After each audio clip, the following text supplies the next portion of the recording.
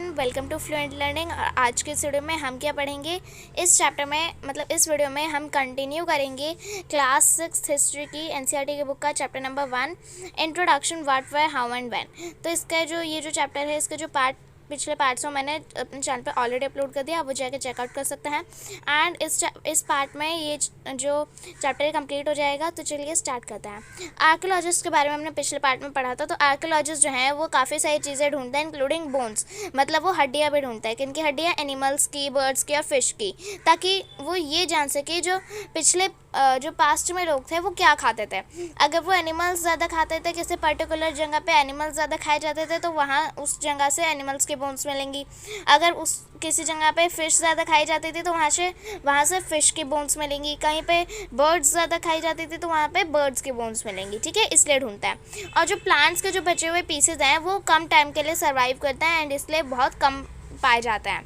क्योंकि क्या है कि इफ़ सीड्स ऑफ ग्रेन्स और pieces of woods have been burned, अगर पिछले टाइम में जो ग्रेन्स मतलब जो सीड्स होते थे ग्रेन्स के और जो पीसेज होते थे वुड के, जब वो जला दिए जाते थे तो क्या होता था कि अभी हमें वो जले हुए फॉर्म में, ब्लैक सी फॉर्म में, जले हुए चार्ड फॉर्म में मिलते हैं। ठीक है, चार्ड का मतलब जली हुई ब्लैक सी फॉर्म में मिलते हैं। ठीक है, एंड क्या है कि प्लांट के जो रिमेन्स है ना, प्लांट के रिमेन्स क्या डिकम्पोज भी हो जाते हैं। इसलिए do you think cloth is found frequently by the archaeologist? क्या आपको ऐसा लगता है कि जो कपड़ा है, क्लोथ है, वो फ्रीक्वेंटली मिलता है आर्कियोलॉजिस्ट को, मतलब जल्दी मिल जाता है एंड बहुत ज़्यादा अमाउंट में मिलता है क्लोथ आर्कियोलॉजिस्ट को?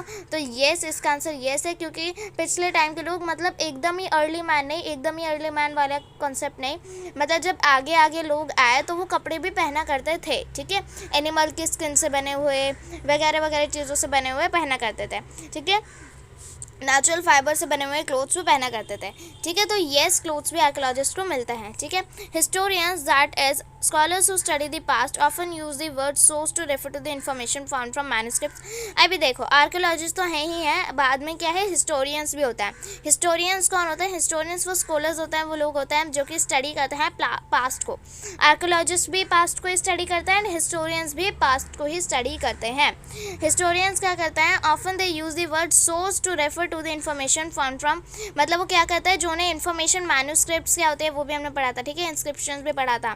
ठीक है, तो हिस्टोरियंस जो हैं उन्हें जो सी भी इन्फॉर्मेशन मैन्युस्क्रिप्ट से मिलती है, कोई भी इन्फॉर्मेशन जो इंस्क्रिप्शन से मिलती है एंड आर्कियोलॉजी से मिलती है, मतलब जगह जगह जाके जो उन्हें चीज़ें मिलती हैं आर्कियोलॉजिस्ट को। ठीक है, तो आर्कियोलॉजिस्ट मैंने आपको पिछले पार्ट में बताया था कि वो जगह जगह हिस्टोरिकल जगहों पे जाता है एंड वहाँ से खुदाई वगैरह करके जो जगह है वहाँ से जहाँ पे उन्हें इंस्क्रिप्शन मैन्युस्क्रिप्ट वगैरह मिलेगी एंड पॉट्स वगैरह मिलेंगे जहाँ पे उन्हें ऑर्नामेंट्स, कॉइन्स वगैरह जो सी भी चीज़ें मिलेंगी जो कि पास्ट में एग्जिस्ट करती थी, तो वो लाएंगे एंड उनको स्टडी करेंगे। ठीक है, तो हिस्टोरियंस क्या कहते हैं, जो सी भी इंफॉर्मेशन उन्हें मैन्युस्क्रिप्ट, इंस्क्रिप्शन और आर्कियोलॉजी से मिलती है उनको वो क्या कहते हैं, सोर्सेज। ठीक है, क्या कहते हैं, सोर्स, इंपॉर्टेंट है ये। ठीक है, तो हिस्टोरियंस क्या करते हैं, उस इंफॉर्मेशन को जो कि उन्हें पास्ट की मैन्युस्क्रिप्ट, इंस्क्रिप्शन और आर्कियोलॉजी से मिली, उसको वो सोर्स कहते हैं। ठीक है, वन सोर्सेज आर फाउंड, एक बार अगर उन्हें सोर्सेज मिल गए, ठीक है, तो क्या करता है कि वो found learning about the past becomes an adventure as we reconstructed bit by bit. मतलब क्या होता है, अगर आप कहीं जाओ, ठीक है, आपको किसी हिस्टोरिकल जगह पे छोड़ दिया जाए, वहाँ पे काफ़ी सारी चीज़ें रखी हों एंड आपको नहीं पता कि वो चीज़ें कौन सी हैं, आप जाके एक एक चीज़ को उठाओगे एंड उसको स्टडी करोगे, एनालाइज करोगे, तो फिर आप अपने खुद की स्टोरी इमेजिन करोगे ना कि पास्ट में ये सारी चीज़ें हुई होंगी जिसकी वजह से यहाँ पे ये चीज़ें हमें पाई गई। ठीक है, इसलिए क्या होता है कि हिस्टोरियंस जो होते हैं, जब वो सोर्सेज मैंने क्या बताया, सोर्सेज हैं इन्फॉर्मेशन जो कि मैन्युस्क्रिप्ट, इंस्क्रिप्शन और आर्कियोलॉजी से मिलते हैं। आर्कियोलॉजी क्या होता है, वही खुदाई वगैरह करना, हिस्टोरिकल जगहों पर जाना, चीज़ें इकट्ठा करके लाना। ठीक है, वो आर्कियोलॉजी। तो इन सब सोर्सेज, एक बार जब ये सारे सोर्सेज मिल जाते हैं तो पास्ट के बारे में पढ़ना एक एडवेंचर बन जाता है, मतलब बहुत मज़ा आता है पास्ट के बारे में पढ़ने में फिर। ठीक है, क्योंकि जब आपको सारे सोर्सेज मिल जाते हैं तो फिर आप क्या करते हो, अपनी खुद की स्टोरी बनाना शुरू करते हो कि ये चीज़ें हुई होंगी पास्ट में जिसकी वजह से ये जो चीज़ें हैं ये हमें इधर से मिली। ठीक है, सो historians and archaeologists are like detectives who use all these sources like clues to find out about the past. अभी देखो कि हिस्टोरियंस और जो आर्कियोलॉजिस्ट आर्कियोलॉजिस्ट हैं वो डिटेक्टिव के जैसे हैं, जो कि इन सभी सोर्सेज को क्लूज की तरह यूज़ करते हैं पास्ट के बारे में स्टडी करने में। क्या होता है कि डिटेक्टिव आपने टीवी शोज़ में देखा होगा कि वो क्राइम सीन पे जाता है, वहाँ पे जो उनसे भी उनको क्लूज वगैरह मिलता है, कोई सी भी चीज़ें मिलती है जिससे उन्हें पता चल पाए कि क्या क्या चीज़ें हुई होंगी, तो वो सारी उनको स्टडी करते हैं एंड क्या पता लगाता है कि जो मतलब कल्प्रिट है वो कौन होगा, ठीक है, कौन है जिसने ये क्राइम वगैरह किया होगा, ठीक है, तो कौन है क्रिमिनल, ऐसे पता लगाते हैं ना डिटेक्टिव्स। तो ऐसे ही हिस्टोरियंस जो हैं और जो आर्कियोलॉजिस्ट हैं वो भी डिटेक्टिव के जैसे ही हैं, जो कि इन सभी सोर्सेज को क्लूज की तरह यूज़ करते हैं। डिटेक्टिव भी क्या करता है, क्लूज लेते हैं एंड फिर उनको अपनी खुद की स्टोरी बिल्डअप करता है कि अगर ये चीज़ें हुई होंगी तो क्या होगा कि ये चीज़ हमें इधर से मिली, ठीक है, अगर वो चीज़ें उसने करी होंगी तो क्या होगा कि इसलिए उसकी ये गलती हुई होगी जिसकी वजह से उसकी वो जो चीज़ है वो उधर गिर गई, ठीक है, ऐसा आपने टीवी शो वगैरह में देखा होगा। ऐसे हिस्टोरियंस क्या कहते हैं, जो आर्कियोलॉजिस्ट हैं वो भी सेम ऐसी चीज़ करता है, वो सोर्सेज को क्लूज की तरह यूज़ करता है एंड फिर अपनी खुद की स्टोरी बिल्डअप करते हैं, ठीक है। मतलब ऐसा नहीं है कि उनकी खुद की मनगढ़ंत स्टोरी है, पर वो मतलब हम थोड़ी उधर उस टाइम में जी के आए हैं, तो हम क्या कर सकते हैं कि हम बस ऐसा तुक्का लगा सकते हैं कि कुछ हुआ होगा, ऐसा प्रिटेंड कर सकते हैं कि कुछ ऐसा हुआ होगा, ठीक है। कभी कभी हमें इंस्क्रिप्शन और मैन्युस्क्रिप्ट में सारी इन्फॉर्मेशन नहीं भी मिल पाती, इसलिए, ठीक है, एक बार सारी इन्फॉर्मेशन मिल गई तो फिर तो मज़ा ही आ गया, ठीक है। वन पास्ट और मनी, अब यहाँ पे लिखा है कि एक पास्ट होता है या बहुत सारे पास्ट हैं। Do you notice the title of this book our past? We have used the word past in plural to draw attention to the fact that the past was different for different group of people. For example, the lives of, हाँ, अभी यहाँ पे देखो कि एक past जो है वो एक ही पास्ट नहीं है, बहुत सारे पास्ट हैं, ठीक है, एक पास्ट नहीं है, बहुत सारे पास्ट हैं, मैनी पास्ट हैं। आपकी बुक का जो टाइटल है, जो ये आपकी हिस्ट्री की बुक है, इसका क्या नेम है? आवर पास्ट वन, ठीक है, ये है ना, तो आवर पास्ट है ना, मतलब प्लूरल फॉर्म में है पास्ट, ठीक है। तो ऐसा क्यों किया हुआ है? ऐसा इसलिए किया हुआ है ताकि ये आप लोग पता कर सको कि एक जो पर्सन है, बस एक ही पर्सन थोड़ी ही पास्ट में जी के आया है, बहुत सारे पर्सन है ना, बहुत सारे पीपल थे जो पास्ट में रहे थे। हेडर्स और फार्मर्स की लाइफ अलग थी, ठीक है, किंग और क्वीन की लाइफ अलग थी। क्या आप बताओ, मुझे खुद बताओ कि हेडर्स और फार्मर्स, हेडर्स मतलब चरवाहे जो अपने एनिमल्स वगैरह को पालते थे एंड उनको उनसे चीज़ें लेते थे, ठीक है, मतलब उनसे यूज़फुल चीज़ें लेते थे, स्किन, मिल्क वगैरह, ठीक है। तो हेडर्स और फार्मर्स की लाइफ और किंग्स और क्वीन की लाइफ क्या सेम थी? नहीं, ठीक है, किंग और क्वीन की हिस्ट्री भी अलग थी फिर, ठीक है। किंग और क्वीन क्या थे? किंग और क्वीन अपने राजमहल के राजमहल में रहे थे, तो उनकी वो अलग हिस्ट्री थी, उनकी अलग लाइफ थी, ठीक है, तो उनकी अलग हिस्ट्री हो गई ना। किंग और क्वीन जो थे उनका क्या था, उनकी हिस्ट्री बैटल्स को लेके, ठीक है, उनके नौकर चाकर को लेके, उनकी लाइफ के बारे में थी। पर वहीं हेडर्स और फार्मर्स के क्या थे? हेडर्स और फार्मर्स के बारे में हमें इतनी सारी चीज़ें नहीं पता चल सकती, क्योंकि हेडर्स और फार्मर्स जो थे ना उनको पढ़ना लिखना आता था, बहुत कम है ऐसे होते थे कि उनको पढ़ना लिखना आता भी था, पर ऑर्डिनरी लोग जो थे उनको इतना पढ़ना लिखना नहीं आता था, इसलिए वो अपने रिकॉर्ड्स में नहीं लिख पाए एंड उनके पास बताने को इतनी चीज़ें नहीं थी जितने किंग्स और क्वींस के पास थी। मतलब किंग्स और क्वींस के पास तो इतनी सारी चीज़ें है कि मेरे पास इतने नौकर थे, मेरे किंग ने इतनी सारी बैटल्स जीती थी, हमने इतने बड़े महल में राज किया था, इतने हमने किले बनवाए थे, ऐसी चीज़ें हैं उनके पास बताने को। पर हेडर्स और फार्मर्स जो हैं वो तो नॉर्मल लोग हैं, उनके पास क्या कोई ऐसी खास चीज़ है जिसको वो लिख सकें एंड वो इम्पॉर्टेंट हो आगे आने वाली जनरेशन के लिए? तो उनको ऐसा नहीं लगता था कि उनकी लाइफ जो है वो इतनी इंपॉर्टेंट है, इसलिए वो अपने रिकॉर्ड्स जो थे वो नहीं लिखते थे, अपनी लाइफ के बारे में नहीं लिखते थे वो कहीं, ठीक है, मैन्युस्क्रिप्ट इंस्क्रिप्शन में। इसलिए तो यही बताना चाह रही हूँ कि मैं कि एक पास्ट नहीं है, क्योंकि हेडर्स और फार्मर्स का अलग पास्ट रहा होगा एंड किंग्स और क्वींस के अलग पास्ट रहा होगा। जैसे आपका पास्ट है एंड जो मेरा पास्ट है, क्या हम दोनों की हिस्ट्री सेम है या फिर अलग अलग है? ऑफ कोर्स सबकी अलग अलग हिस्ट्री है, सबका अलग अलग पास्ट है, ठीक है। इसलिए आवर पास्ट है, मतलब सबकी जो पास्ट है, सबकी जो हिस्ट्री है वो डिफरेंट है, ठीक है। जो लाइफ है मर्चेंट्स की वो डिफरेंट थी। मर्चेंट्स होता है जो सामान वगैरह ट्रेड वगैरह करते हैं, ठीक है।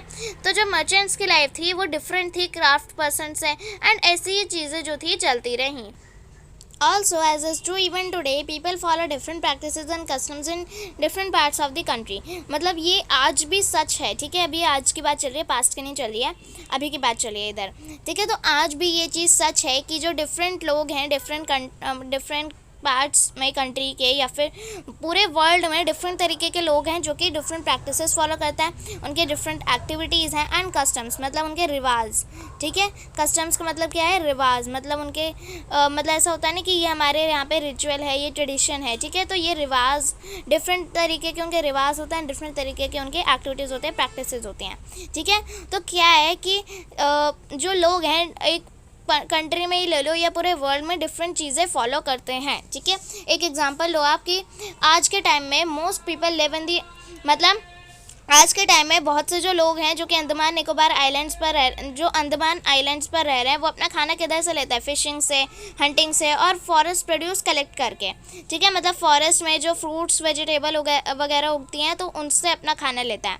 By contrast most people living in the cities depend on others for supply of food, differences such as these exist in the past as well.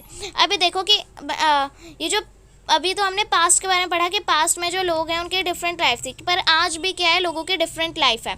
जैसे कि जो बहुत से जो लोग हैं जो कि अंडमान आइलैंड्स पे आज रह रहे हैं, वो अपना खाना फिशिंग, हंटिंग और फॉरेस्ट से लेते हैं, ठीक है। पर वहीं अगर दूसरी तरफ आप देखो तो बहुत से जो लोग हैं जो कि सिटी में रह रहे हैं, वो क्या कर रहे हैं, वो दूसरों पर डिपेंड रहते हैं अपने खाने की सप्लाई के लिए। मतलब क्या है कि फार्मर्स जब खाना उगाएंगे तभी तो हम लेंगे। आप कहते हो कि हम मार्केट से खाना लेते हैं, पर वो मार्केट में खाना किधर से आ रहा है, वो तो फार्मर से ही आ रहा है ना। फार्मर ही उगाना अगर वेजिटेबल्स बंद कर देंगे तो क्या मार्केट में मैजिकली वेजिटेबल्स थोड़ी ना आ जाएंगी, ठीक है। तो सिटीज़ में जो लोग हैं, बहुत से जो सिटीज़ में लोग रहते हैं, वो क्या करते हैं, वो दूसरों पर डिपेंडेंट है अपने खाने की सप्लाई के लिए, ठीक है। अगर फार्मर्स ही खाने की सप्लाई बंद कर देंगे, अपने पास ही वैसे तो रखेंगे नहीं, पर अगर आप इमेजिन कर लो कि अगर फार्मर्स ही खाना उगाना बंद कर दे तो क्या होगा कि हमारे पास थोड़ी ना फिर खाना आ पाएगा, ठीक है। तो क्या है कि अंडमान आइलैंड्स पे जो लोग रह रहे हैं उनकी लाइफ डिफरेंट है एंड वहीं सिटी के जो लोग हैं उनकी लाइफ डिफरेंट है, ऑब्वियसली, ठीक है। ऐसे जो डिफरेंसेस है वो भी पास्ट में एग्जिस्ट करते थे, ठीक है। तो मतलब आज और जो पास्ट है, पास्ट में भी डिफरेंसेस एग्जिस्ट करते थे लोगों की लाइफ में, एंड आज के टाइम पे भी लोगों की लाइफ डिफरेंट है। इसलिए है आवर पास्ट, मतलब डिफरेंट लोगों के डिफरेंट पास्ट थे, इसलिए सबके पास्ट अलग हैं, इसलिए आवर पास्ट है, इसका प्लूरल फॉर्म है पास्ट की बुक का नाम, ठीक है। क्योंकि सबके पास्ट के बारे में इस बुक में बताया गया है, फार्मर्स के पास्ट के बारे में भी, हियर्डर्स के पास्ट के बारे में भी, किंग्स और क्वींस के पास्ट के बारे में भी, क्राफ्ट पर्सन्स के भी, सबके, ठीक है। Beside, there is another kind of difference. We know a great deal about kings and battles they fought because they kept record of their victory. अभी जैसे मैंने आपको अभी बताया था उस पैराग्राफ में कि अभी भी क्या है कि जो डिफरेंट काइंड ऑफ, मतलब अनदर डिफरेंस है, मतलब एक दूसरा भी डिफरेंस आ जाता है। इधर क्या आता है कि हमें बहुत ज़्यादा पता है किंग्स और क्वींस के बारे में। मतलब मैंने आपको क्या बताया था, पहले पैराग्राफ रीड कर लेते हैं, उसके बाद मैं अच्छे से समझाती हूँ। Generally ordinary people such as hunters, fishers, food gatherers, farmers और herders did not keep records of they did. While archaeology helps us to find out about their lives, there is much that remains unknown. अब ये देखो कि ये जो paragraph है, मैंने आपको सेम चीज़ जो है पिछले पैराग्राफ में, मतलब पिछले पैराग्राफ में बताई थी कि अभी भी एक बड़ा डिफरेंस एग्जिस्ट करता है। क्या है कि हमें किंग्स और उनकी लड़ी हुई बैटल्स के बारे में और जो बैटल्स उन्होंने जीती उसके बारे में ज़्यादा पता है, ठीक है। उसके बारे में हमारे पास बहुत ज़्यादा बड़े रिकॉर्ड्स हैं कि उनके बारे में हमें ज़्यादा पता है। क्यों पता है? क्योंकि किंग्स जो हैं, किंग्स अपने रिकॉर्ड्स रखते थे, ठीक है। किंग्स क्या करते थे, मैंने आपको बताया भी था इस चैप्टर में पिछले पार्ट्स में कि किंग्स जो होते थे वो अपनी विक्ट्रीज, मतलब जो बैटल्स जो उन्होंने जीती, ठीक है, जो लड़ाइयाँ उन्होंने जीती उसका रिकॉर्ड बना के रखते थे, ठीक है, क्योंकि उनको लगता था इम्पॉर्टेंट है, ठीक है। पर जो जनरली, मतलब ज़्यादातर क्या होता था कि ऑर्डिनरी लोग जो थे, मतलब जो सीधे साधे लोग थे, एकदम नॉर्मल लोग थे, जैसे हंटर्स हो गए, फिशिंग फॉल्क हो गए, मतलब जो फिशिंग करने जाते थे, गैदरर्स हो गए, मतलब जो अपना खाना खुद इकट्ठा करके खाते थे, फार्मर्स हो गए, हेडर्स हो गए, चरवाहे, वो क्या करते थे, अब जो वो चीज़ें करते थे उसकी चीज़ों का रिकॉर्ड नहीं रखते थे। रिकॉर्ड का मतलब होता है, जैसे मैम भी आपका रिकॉर्ड रखते होंगे ना कि इन बच्चों ने मेरे को ये प्रोजेक्ट जो है चेक करवा दिया है, उसको कहते हैं रिकॉर्ड, ठीक है। मतलब एक इन्फॉर्मेशन का वो रखना, मतलब कि इन्फॉर्मेशन को स्टोर करके रखना उसे रिकॉर्ड कहते हैं, ठीक है। तो क्या कहते थे कि किंग्स तो अपनी जीती हुई बैटल्स का रिकॉर्ड रखते थे, पर क्या है कि जो ऑर्डिनरी लोग थे, सीधे साधे लोग थे, हंटर्स, फिशिंग फॉल्स गैदरर्स और जो फार्मर्स थे, उन्हें ये नहीं लगता था कि उनकी जो लाइफ है वो इतनी इंपॉर्टेंट है, ठीक है। एंड उनको लगता, क्योंकि किंग्स के पास तो बताने को काफ़ी सारी चीज़ें थी कि हमने ये चीज़ें करी थी, इस बैटल में मैं जीता था, ये बैटल मैंने हारी थी, इतने किले, इतने मंदिर मैंने बनवाए थे, ठीक है, इतनी मंदिर मस्जिदें मैंने बनवाई थी, ठीक है, इतने लोगों का मैंने भला किया, वगैरह वगैरह, ठीक है। पर हंटर्स, फिशिंग फॉल्स, ये जो ऑर्डिनरी लोग हैं, इनके पास तो बताने को कुछ था ही नहीं ना, क्या बताते वो, ठीक है। उनको ये लगता था कि उनकी ज़िंदगी जो है इतनी इंपॉर्टेंट नहीं है, एंड इसलिए वो अपनी ज़िंदगी के बारे में रिकॉर्ड नहीं रखते थे, ठीक है। पर जो आर्कियोलॉजी है, ठीक है, मतलब खुदाई वगैरह करना, वहाँ से जो चीज़ें मिली उनको देखना, ठीक है। आर्कियोलॉजी मैंने आपको अभी भी समझाया था ना कि हिस्टोरिकल जगहों पे जाना, वहाँ से चीज़ें इकट्ठे करके लाना। तो क्या है कि आर्कियोलॉजी जो है वो थोड़ा थोड़ा हमें हेल्प करती है उनकी लाइफ के बारे में जानने में, पर काफ़ी सारी जो चीज़ें हैं वो अननोन रह जाती हैं, ठीक है। क्योंकि किंग्स के बारे में हमें इंस्क्रिप्शन, मैन्युस्क्रिप्ट वगैरह वगैरह चीज़ों से तो पता चल जाएगा, पर क्या है कि जो ऑर्डिनरी लोग हैं वो थोड़ी मैन्युस्क्रिप्ट और इंस्क्रिप्शंस पे अपनी चीज़ें लिखवाते थे, उनको लगता था कि उनकी लाइफ तो इंपॉर्टेंट ही नहीं है, उनके पास बताने को कुछ भी नहीं है। पर जो आर्कियोलॉजी है, मतलब जगह जगह जाके खुदाई करना, तो क्या है कि पुराने विलेजेस जो एग्जिस्ट करते थे पुराने टाइम में, वहाँ पर जाके वो क्या करता है, डिफरेंट चीज़ें ढूंढ के लाता है, जहाँ से उनको थोड़ा थोड़ा पता चल जाता है कि पहले के जो नॉर्मल लोग थे वो कैसे उनकी ज़िंदगी थी। पर काफ़ी सारी सी चीज़ें हैं जो हमें नहीं पता चल पाते एंड वो अननोन रह जाती हैं, ठीक है। अब आता है व्हाट डू डेट्स मीन पर। इसका मतलब क्या है कि डेट्स का क्या मतलब है। अगर मैं आपसे डेट पूछूं, आज की डेट पूछूं, तो आप बताओगे आज है आज ये वाला दिन है, आज ये डेट है, आज 3 अप्रैल सपोज कर लो आप, 3 अप्रैल 2024 ये वाला मंथ चल रहा है, ये मंथ चल रहा है, ये डेट है आज की, ये डे है, एंड वगैरह वगैरह आप चीज़ें बताओगे, ठीक है। पर डेट क्या है कि अभी आपने कभी सोचा होगा कि अभी जैसे 2024 ईयर चल रहा है, तो 0 ईयर कौन सा था, ठीक है, 0 ईयर कौन सा था, 1 ईयर कौन सा था, कभी ये सोचा है? तो आपका आज यही डाउट जो है क्लियर होने वाला है। अभी देखो कि ये जो डेट्स हैं हम कैलकुलेट करते हैं जीसस क्राइस्ट के बर्थ से, ठीक है। जैसे जो जीसस क्राइस्ट भगवान है ना, हमारे क्रिश्चियंस के भी भगवान है, एंड हम सब के भगवान जीसस क्राइस्ट ही हैं, क्योंकि भगवान तो एक ही है, ठीक है। तो जीसस क्राइस्ट जो हैं, जीसस क्राइस्ट क्रिश्चियनिटी जो उन्होंने फाउंड की थी, जो क्रिश्चियंस के भगवान हैं, उन्होंने क्या किया था, उनका जब बर्थ हुआ था, जिस साल जीसस क्राइस्ट का बर्थ हुआ था, उसको हम 0 ईयर मान के चलते हैं, ठीक है। एंड इसके आगे आने वाले ईयर्स को एडी कहते हैं, मतलब एनो डोमिनी कहते हैं। आफ्टर डेथ नहीं आई, ठीक है, आफ्टर डेथ अलग हो जाता है। आफ्टर डेथ का मतलब कि जीसस क्राइस्ट के डेथ के बाद वाले ईयर्स को कैलकुलेट नहीं, फिर ये क्या हो जाता है, इसमें प्रॉब्लम हो जाती है, ये मैं आपको अभी बताऊंगी। मतलब ये इसका क्या है, एनो डोमिनी मतलब है, ठीक है। जो जीसस क्राइस्ट के बर्थ के बाद वाले ईयर्स हैं वो एडी में काउंट होता है, एंड जो जीसस क्राइस्ट के बर्थ के पहले वाले ईयर्स हैं वो बीसी में काउंट होता है, मतलब बिफोर क्राइस्ट, ठीक है। अब जो जीसस क्राइस्ट के आगे आने वाली ईयर है, मतलब इसको 0 ईयर मान के चला हमने। अब जीसस क्राइस्ट के बर्थ का पहला ईयर जो है वो 1 ईयर माना जाएगा, एंड अभी क्या है 2024 चल रहा है। इसका मतलब है कि जीसस क्राइस्ट का बर्थ हुए 2024 ईयर्स हो चुके हैं, ठीक है। इसका मतलब क्या हुआ कि जीसस क्राइस्ट का जब बर्थ हुआ था उसके हम आगे वाले 2024 ईयर में जी रहे हैं। इसका मतलब क्या है कि जीसस क्राइस्ट को इस दुनिया में आए हुए 2024 ईयर्स हो चुके हैं, ठीक है। इसका मतलब ये है। अब ये जो जीसस क्राइस्ट है, जीसस क्राइस्ट वाला जो कैलकुलेशन का सिस्टम है, किधर आया, जब ये इंडिया में फॉलो तब होने लगा जब ब्रिटिशर्स आए थे, ठीक है। तभी अभी हमारा जो इंडियन कैलेंडर है वो अलग है, ठीक है, जो विक्रमादित्य ने इस्टेब्लिश किया था। पर क्या है कि जब ब्रिटिशर्स ने रूल किया था इंडिया पे, तब से हम लोग क्या है कि ये वाला जो इंग्लिश कैलेंडर है फॉलो कर रहे हैं। इस जब जो ब्रिटिशर्स है वो तो क्रिश्चियनिटी रिलीजन से थे, तो उन्होंने इंडिया में भी ये कैलेंडर इंप्लीमेंट कर दिया, ठीक है, जीसस क्राइस्ट वाला। क्या तो इसके सिस्टम में क्या होता है कि एडी मतलब जीसस क्राइस्ट के बर्थ के बाद वाली ईयर्स को हम एडी में, एनो डोमिनी में काउंट करते हैं, एंड उनके बर्थ के पहले वाली ईयर्स को, पिछले ईयर्स को बिफोर क्राइस्ट यानी कि बीसी में काउंट करता है। इसका मतलब कि अभी जो हमारा 2024 ईयर चल रहा है, इसका मतलब है कि जीसस क्राइस्ट का बर्थ हुए 2024 ईयर्स हो चुके हैं, एंड हम उस ईयर में जी रहे हैं, ठीक है। एंड जीसस क्राइस्ट के बर्थ के सपोज 2 ईयर पहले, अब ये बीसी कहाँ से आ जाता है, सपोज आप करो कि 100 BC, ठीक है, 100 BC का क्या मतलब है कि जीसस क्राइस्ट के बर्थ से पहले पिछला 100 ईयर, ठीक है। अब क्या होता है कि जीसस क्राइस्ट के तो बर्थ के पहले वाले ईयर थे वो उसके बैकवर्ड काउंटिंग में आ जाता है। जैसे आपने नंबर लाइन पढ़ी है ना, नंबर लाइन में क्या होता है, उसके ज़ीरो के आगे वाले वन होता है, 1 2 3, एंड ज़ीरो के पिछले वाले तो खैर अभी आपने पढ़े नहीं होंगे, उससे पहले वाले जो है ना वो अलग नंबर्स हो जाता है। तो जैसे ये नॉर्मल नंबर लाइन जैसे ये ज़ीरो के आगे 1 2 ऐसे चलता है, एंड आगे आगे चलते चलते 2024 ईयर आए, यानी कि जीसस क्राइस्ट के बर्थ के बाद और जो 2024 ईयर है हम उसमें जी रहे हैं, एंड उसको हम 2024 एडी भी कह सकते हैं। ठीक है, तो हम किस ईयर में जी रहे हैं, 2024 एडी में। ठीक है, एंड बीसी का क्या मतलब है, सपोज आप करो 24 बीसी। ठीक है, अब 100 छोड़ो, बड़ा नंबर हो गया, 24 बीसी लेता है।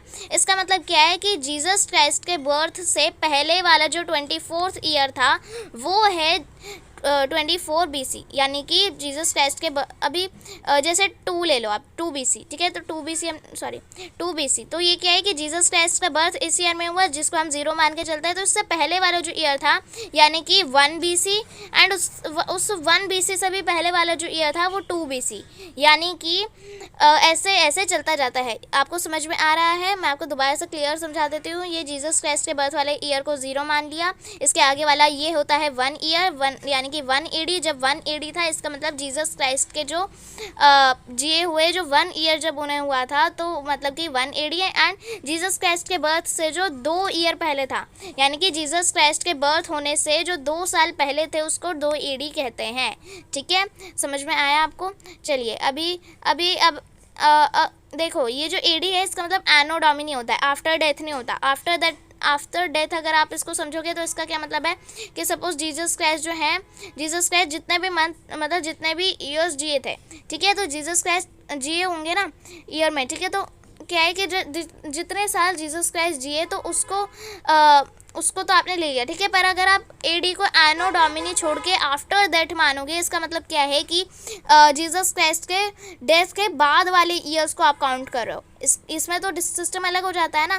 तो एनो डोमिनी होता है AD का मतलब, आफ्टर दैट नहीं होता। इसमें प्रॉब्लम हो जाएगी वरना आपको काउंट में। ठीक है, अब आपको समझ में आया कि जीसस क्राइस्ट का जो बर्थ ईयर है उसको 0 मान के चलता है, उससे आगे आने वाले AD में, एनो डोमिनी में, उससे पहले आने वाले BC में। ठीक है, BC का मतलब जीसस क्राइस्ट के बर्थ से पहले वाले जो ईयर थे उनको काउंट करते हैं, यानी कि अगर 100 BC हमने लिया, 100 BC का मतलब जीसस क्राइस्ट के बर्थ होने से पहले वाला 100th ईयर, यानी कि अपोजिट चला गया, बैकवर्ड चला गया। मतलब जीसस क्राइस्ट के बर्थ होने से पहले 100 ईयर पहले, मतलब कि 100 BC का ये मतलब है कि जीसस क्राइस्ट के बर्थ होने से 100 ईयर पहले वाला ईयर। ठीक है, आया समझ में? क्लियर है? अब यहाँ पे अगर आपको एक बॉक्स भी दिया हुआ है इसका ही, ठीक है, लेटर्स विद डेट्स, मतलब लेटर्स ये जो AD BC हम लगाते हैं, ठीक है, तो ये है लेटर्स विद डेट्स, मतलब डेट्स के साथ लेटर्स लगाना। BC का मतलब बिफोर क्राइस्ट, BC का मतलब बिफोर क्राइस्ट हमने पढ़ा। You will sometimes add AD after that, this stands for 2 Latin words anno domini. ये जो एनो डोमिनी है ये है लैटिन वर्ड से आया है। ठीक है, ये जो एनो डोमिनी है लैटिन वर्ड है, लैटिनिक लैंग्वेज है, उसके वर्ड है ये एनो डोमिनी। ठीक है, meaning in the year of the Lord. अब ये देखो, मैंने आपको बताया कि जीसस क्राइस्ट जो है वो हमारे भगवान है।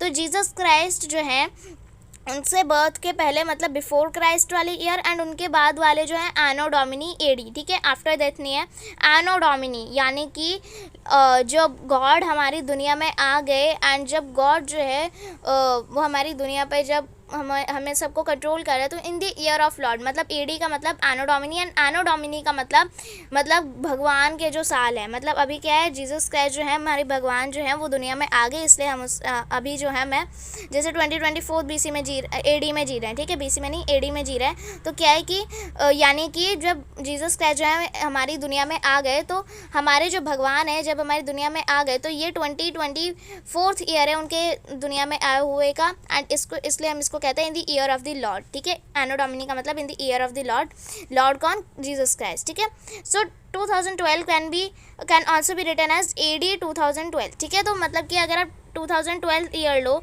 तो 2012 ईयर को आप AD 2012 भी कह सकते हो। ठीक है, फिर sometimes CE is used instead of AD and BCE instead of BC। कभी कभी CE भी यूज़ होता है AD के बजाय, ठीक है, एंड BCE भी यूज़ होता है BC के बजाय। ठीक है, जो लेटर CE है इसका मतलब है कॉमन एरा, मतलब जीसस क्राइस्ट से पहले का जो ईयर है BC उसको मतलब नहीं सॉरी, CE जो है वो कभी कभी AD की बजाय भी यूज़ होता है, CE का मतलब कॉमन एरा, ठीक है।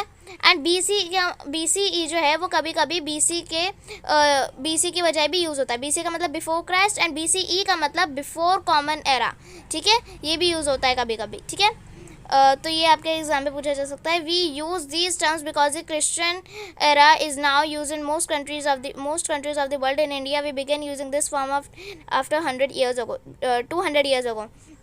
कहाँ गया, हाँ ये देखो, ये भी इम्पॉर्टेंट है कि हमारे जो इंडिया है, इंडिया में जो ये AD एंड BC वाला जो सिस्टम है ये कब आया, जब ब्रिटिशर्स ने रूल किया इंडिया को तब आया। 200 साल पहले से ये सिस्टम जो है चलता आ रहा है, ठीक है, जब ब्रिटिशर्स ने इंडिया को कॉन्कर किया था। And sometimes the letters BP meaning before present are use, and कभी कभी जो लेटर्स BP है वो भी यूज़ होता है जिसका मतलब है बिफोर प्रेजेंट, ठीक है, प्रेजेंट से पहले वाला एरा, मतलब एरा का क्या मतलब होता है, टाइम पीरियड, ठीक है। तो BP का मतलब भी यूज़ होता है कभी कभी बिफोर प्रेजेंट, मतलब अभी जो प्रेजेंट चल रहा है उससे पहले वाला जो टाइम BP, ठीक है, वो भी यूज़ होता है।